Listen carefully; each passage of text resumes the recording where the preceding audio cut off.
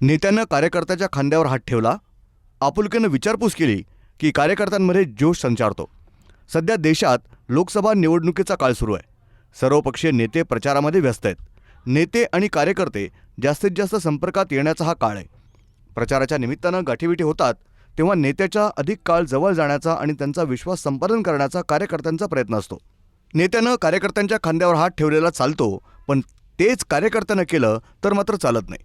लोकसभा निवडणुकीच्या प्रचारादरम्यान असंच एक चित्र दिसून आलं.